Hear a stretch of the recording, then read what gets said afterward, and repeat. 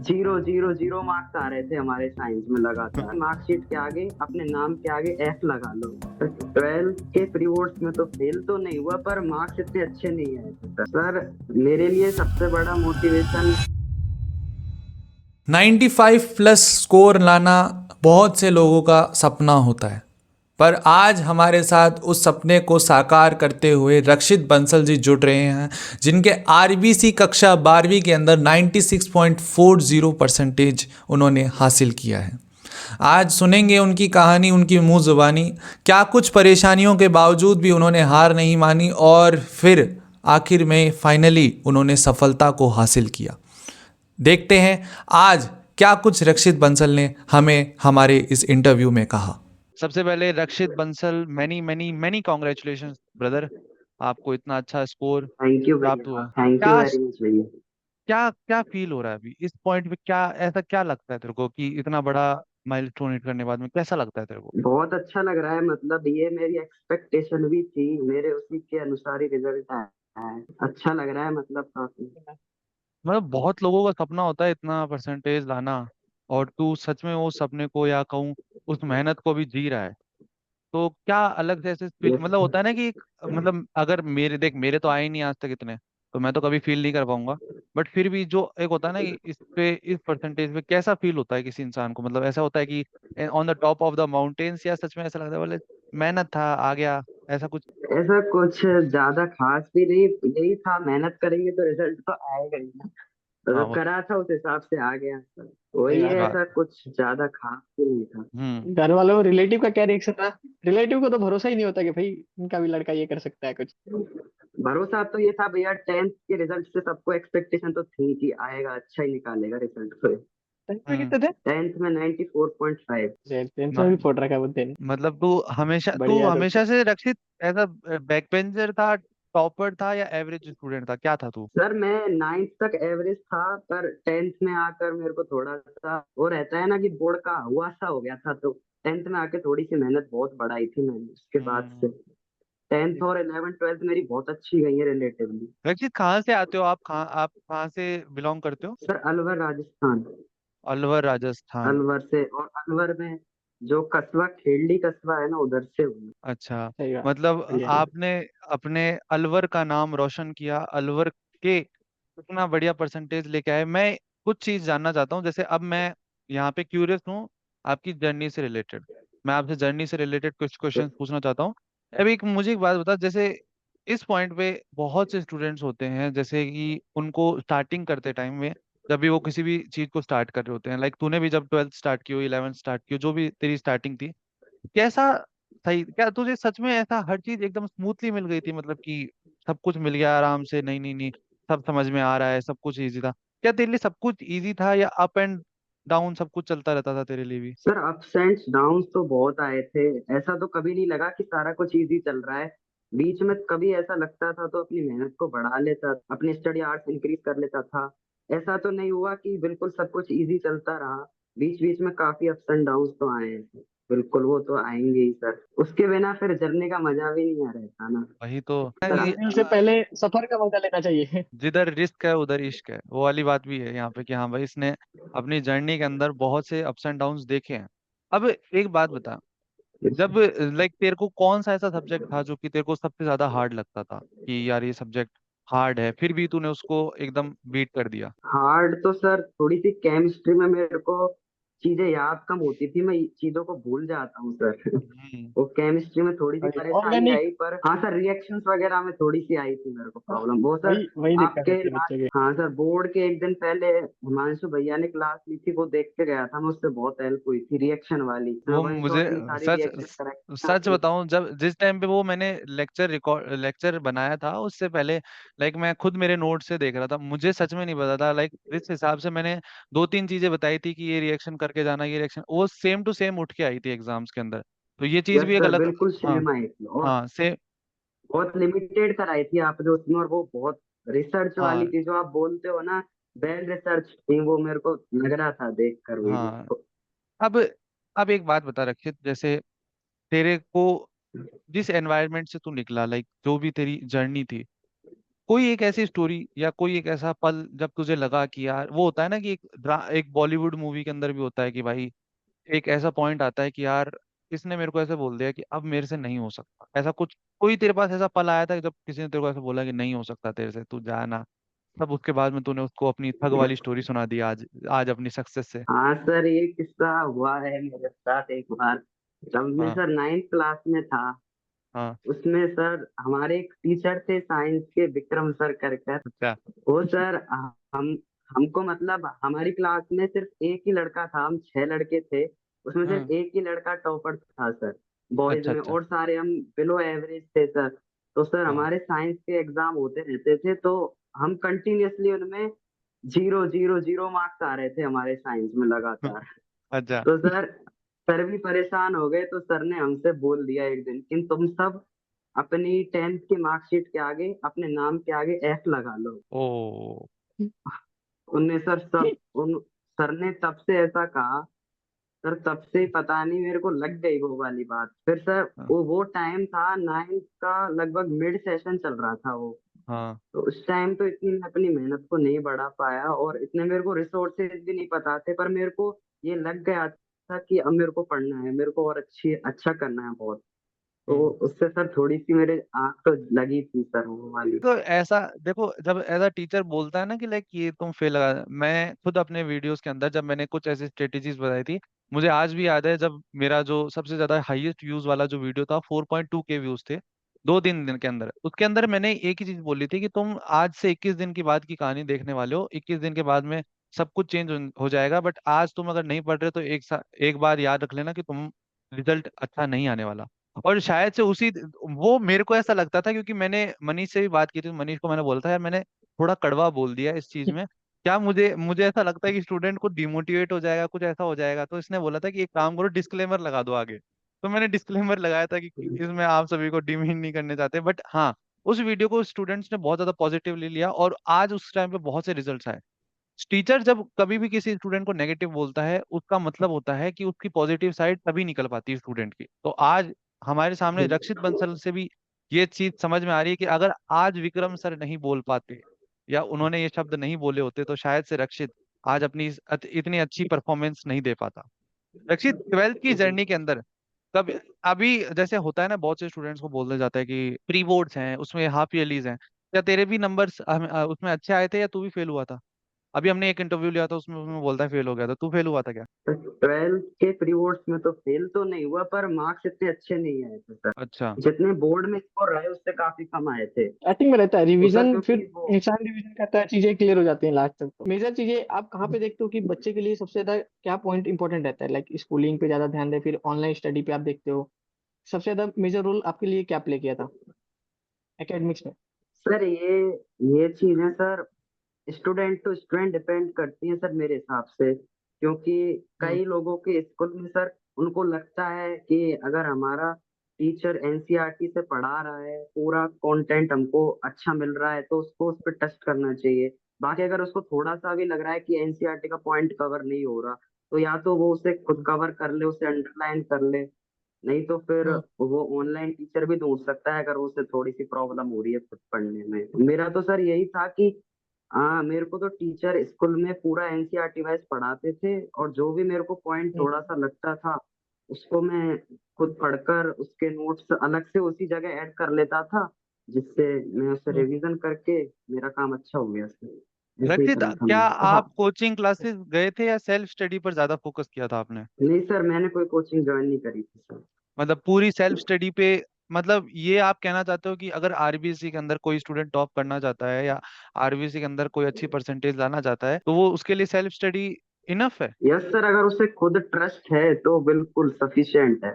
बिल्कुल 100% सर, क्योंकि हमारी आरबीएससी सर जो डिमांड करती है ना, उस हिसाब से एनसीईआरटी मोर देन एनफ है सर, उससे बाहर एक एक शब्द नहीं जाता सर। आपने रिवीजन के लिए कोई स्ट्रेटेजी बनाई थी अपने लास्ट डेज के अंदर या 30 दिनों के 40 दिनों के अंदर दौरान में, आपने कोई ऐसी रिवीजन स्ट्रेटेजीज फॉलोज करी, स्पेशल कोई स्ट्रेटेजी बनाई खुद के लिए जो ज्यादा हेल्प रही, वो बताना चाहोगे? सर मेनली तो मैं प्री बोर्ड्स के शेड्यूल के हिसाब से पढ़ता था। और जो आपके मैंने सारी फॉलो करी है स्ट्रेटजी, जो आप वीडियो डालते थे लास्ट के समय पे, वो मैंने सर बिल्कुल ब्लाइंडली फॉलो करी है सर। उससे मेरा बहुत ज्यादा फायदा हुआ है, मैं बता नहीं सकता सर। अगर वो सर अलग ही था उनका लेवल। चलो वो तो यार, मतलब मैं सर, खुद मैं अच्छा खुद मैं खुद जब जब एक एक मेरे पे खुद पे रिस्पॉन्सिबिलिटी आती है, तब मुझे खुद को घंटा घंटा सोचना पड़ता है कि हर एक स्टूडेंट के केस के हिसाब से। बट मैं ये पूछना चाहता हूँ रक्षित, एक बात बता। मैंने ये चीज देखी कि हम जब आरबीसी के अंदर या कोई से भी बोर्ड के अंदर बहुत से स्टूडेंट्स बोलते हैं कि ये किताब करो, वो किताब करो, फलाना ढिमकाना, घनी किताब होती है ना अपने पास कि ये किताब करने वाली है। मैं ये पूछना चाहता हूँ कि सर। पास्ट ईयर पेपर्स या मॉक पेपर्स जो होते हैं, उनमें क्या इंपॉर्टेंस होता है प्रिपरेशन के लिए, रोल के लिए अपने? सर पास्ट ईयर पेपर से क्वेश्चंस का एक तो लेवल पता लगता है, और किस हिसाब के क्वेश्चन आ रहे हैं, कि एनसीईआरटी से ही आ रहे हैं या फिर कितना घूम के आ रहे हैं, उसका पता लगता है सर। और अपना टाइम भी मैनेज हो जाता है सर, लास्ट ईयर के पेपर से बहुत फायदा होता है सर। हम्म। करने भी चाहिए, मैंने तो करे थे। तो जो मतलब आपकी पीडीएफ थी ना, जो हम्म, आपने डाल रखी थी, वो करे थे सर। क्वेश्चंस पीवाई सारे करे थे। मतलब लास्ट ईयर के पेपर्स ने बहुत ज्यादा हेल्प करा आपका? हाँ सर काफी, मतलब जो हमारा केमिस्ट्री का पेपर हुआ था ना, उसमें तो सर जो सप्लीमेंट्री वाला 2024 का केमिस्ट्री का पेपर था, उसमें से एज इट इज कितने सारे एमसीक्यू आए हैं सर।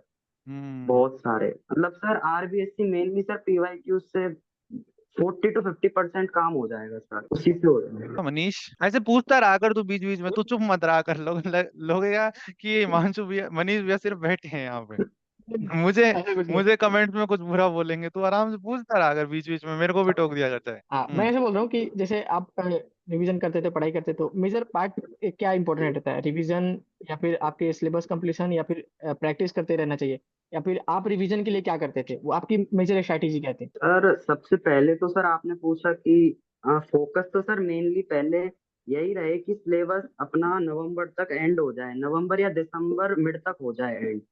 उसके बाद सर सही बात है। रिवीजन का ऐसा नहीं रखना चाहिए कि सिलेबस कंप्लीट होगा तभी मैं स्टार्ट करूंगा। बीच बीच में हम्म। करते रहना चाहिए, कि वीकली संडे को कर लिए एक दो चैप्टर रिवाइज। तो हम्म। सर रिवीजन तो सर बहुत इंपॉर्टेंट है, क्योंकि मेनली तो रिवीजन से ही अपना एग्जाम देने जाएंगे। हम्म। हाँ, अपन चाहे कितना भी सही उसे बात है। पढ़ ले, तब तक वो रिवाइज ही नहीं है तो उसे अपन कैसे रिप्रेजेंट कर पाएंगे। तो सर रिवीजन तो सर रहता ही है इम्पोर्टेंट, और रिवीजन के लिए ऐसे नहीं करना चाहिए कि लास्ट में छोड़ दिया, वीकली करते रहो। आप मेजर क्या फोकस करते थे? रिवीजन की क्या स्ट्रैटेजी रहती थी? कि नोट्स देखा उसको पढ़ रहे हैं, या आप आंख बंद करके टॉपिक बस देख रहे हैं, उसको मेमोराइज कर रहे हैं कि इस टॉपिक में क्या क्या था? या फिर काफी बच्चे क्या करते हैं कि टेस्ट सीरीज का पेपर ले लेते हैं, उसको लगाते हैं, तो आप क्या करते थे? सर मैं पहले तो जैसे डेली हमारी क्लास होती है, तो उसके बाद घर पर आकर उसे आधे घंटे पौने घंटे में रिकॉल करता हूँ। उसके बाद हम्म। सर जैसे कि बीच बीच में करता रहता हूँ सर, उसे डेली जैसे आकर कर लिया, सुबह स्कूल गया तो उससे पहले मतलब टाइम कम से कम टाइम में उसे रिवाइज करने की कोशिश करता हूँ। अब जैसे फिर बाद में रिवीजन करते हैं, तो सिर्फ हेडिंग्स देख ली और उसे अपने माइंड में रिकॉल कर लिया। या कभी कभी जैसे कोई टॉपिक टफ है, तो एक ब्लैंक पेपर लेके उस हम्म। पे उसे लिख लिया, जो कमी है फिर उसे सुधार लिया, ऐसे करता था सर मैं। सही बात। अब एक बात बता, जैसे ऐसा वक्त आया होगा तेरी लाइफ में जब तू डिमोटिवेट फील किया होगा, ठीक है? ऐसे मोमेंट्स हर एक यस स्टूडेंट सर। की लाइफ में आते हैं, हमारी लाइफ में भी आते हैं, ठीक है ना? तो उस मोमेंट्स में तूने खुद को कैसे संभाला, और क्या उसके बाद में ऐसा किया कि जिससे तू अपने आप को मोटिवेट फील करा? सर मेरे लिए सबसे बड़ा मोटिवेशन मेरे को पेरेंट्स ही लगते थे। कभी हम्म। भी डिमोटिवेशन सर मेरे को बहुत कम होता था, वैसे तो हुआ होता तो था, पर बहुत कम हुआ।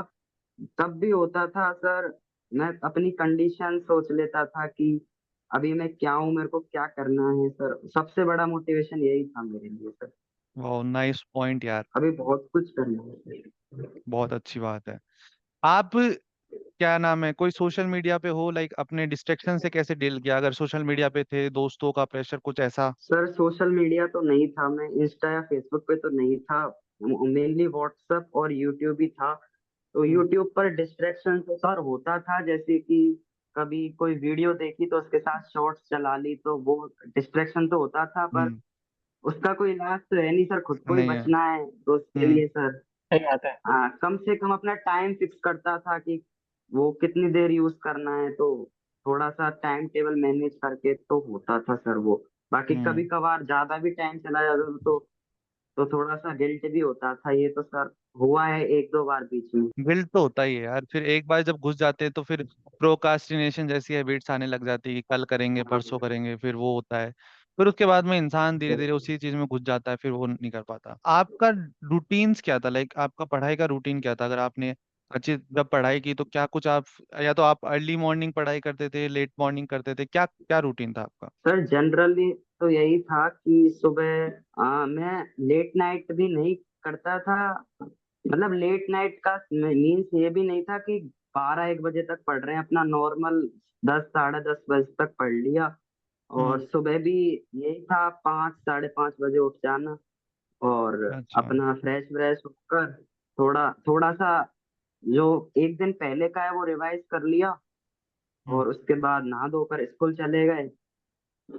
स्कूल से आकर थोड़ा सा रिलैक्स होकर 3 साढ़े 3 बजे से फिर हम्म। अपना वही थोड़ा सा पढ़ाई के बाद 5 साढ़े 5 बजे तक पढ़ाई से फ्री होकर थोड़ा सा बाहर टहलने चले गए, या फिर पार्क वार्क अपने आसपास उधर चले गए। थोड़ा सा अपने किसी दोस्त से बात कर ली, वो होता था। आधे हम्म। पौने घंटे के बाद फिर वही जनरल रूटीन, खाना पीना, फिर थोड़ा बहुत और पढ़ लेता था 1 1.5 घंटे हम्म। और। मतलब जनरली यही चलता रहा। ऐसा नहीं था कि बहुत ज्यादा पढ़ता था, दिन भर पढ़ता था। एक शेड्यूल में पढ़ता था, डेली पढ़ता था। ये नहीं था कि आज पढ़ लिया 10 दिन छोड़ दिया। कंसिस्टेंट डेली थे पढ़ता बस। था, चाहे 1 घंटा हम्म। पढ़ा, सवा घंटा पढ़ा, डेली पढ़ता था सर। ये था मेरा। तो रक्षित सही का बात है। यही कहना है, लाइक कि समझ में कि डेली डेली पढ़ना है, कंसिस्टेंसी उसने कभी ब्रेक नहीं की।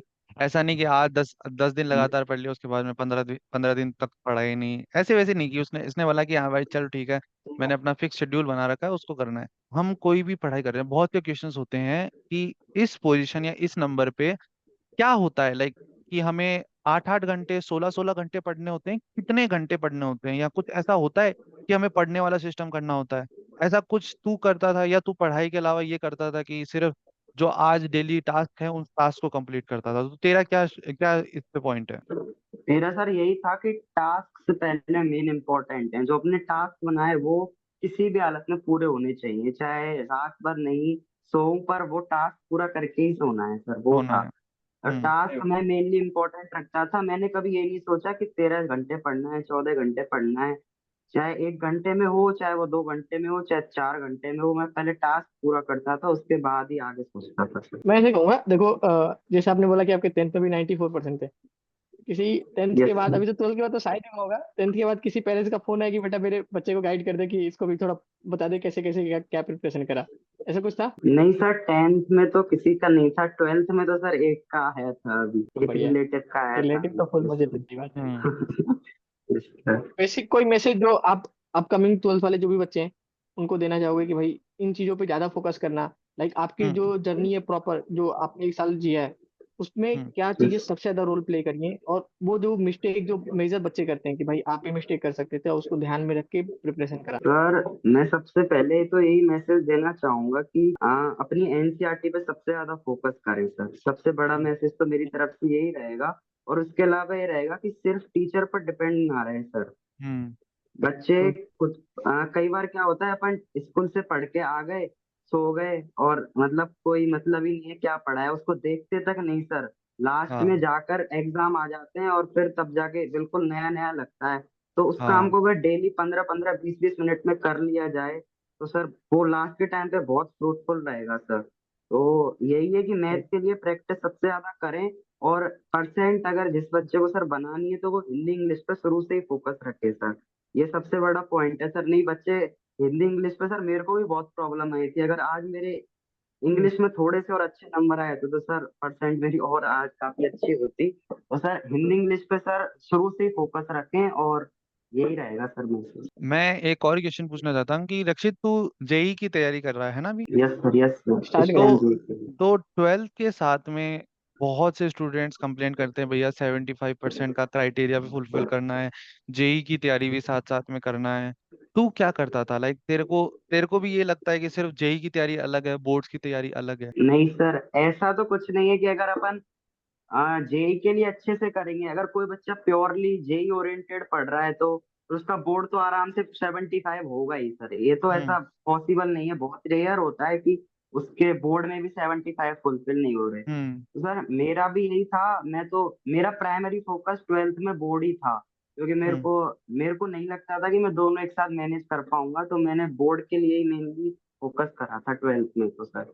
और मेरे को ऐसा नहीं लगा कि 75 तो सर इजीली बन ही जाएंगे अगर प्योरली बोर्ड के लिए पढ़ रहे हैं। और अगर कोई बच्चा जेई के लिए भी पढ़ रहा है तो सर अगर वो जेई के लिए अच्छे से पढ़ेगा तो 75 is not a big deal sir, बन ही जाएंगे वो तो सर। क्या मोटिवेशन एक रैपिड फायर, एक क्वेश्चन का रैपिड फायर, मोटिवेशन और डिसिप्लिन। डिसिप्लिन, ओके, देखो ये 100% डिसिप्लिन। हाँ, हर एक ये स्टूडेंट है, जिससे रक्षित ने भी आज बताया, हमारे पास ऑलरेडी 2-3 स्टूडेंट्स के अभी इंटरव्यूज आपने जब देखे होंगे, तब हर एक स्टूडेंट ने यही कहा, हमें इंग्लिश हिंदी पे फोकस करना चाहिए, हमें पीवाईक्यूज वगैरह को अच्छे से डील करना चाहिए, कोई इंपॉर्टेंट सब्जेक्ट लगे तो उस पर और टाइम देना चाहिए। Thank you so much Rakshit हमारे साथ जुड़ने के लिए। चलो, बिल्कुल सर, बिल्कुल। Thank you so all much the best Rakshit यार, जुड़ने है के ना। लिए। तो देखिए, रक्षित बंसल ने भी लास्ट में यही चीज़ें बताई कि देखिए, अगर आप मुश्किलों से हार नहीं मानते हैं, उनका डट के सामना करते हैं, अपने ऊपर भरोसा रखते हैं, तो आप कोई सा भी टारगेट हासिल कर सकते हैं। मैं मिलूंगा आपसे अगले वीडियो में। अगर आपने इस चैनल को लाइक, शेयर एंड सब्सक्राइब नहीं किया है तो कर दीजिए, और उन लोगों तक भी रक्षित की कहानी को पहुंचाइए जिनकी रक्षित से कहानी मिलती जुलती है। मैं मिलूंगा अगले वीडियो में, तब तक के लिए take care, tata, bye bye.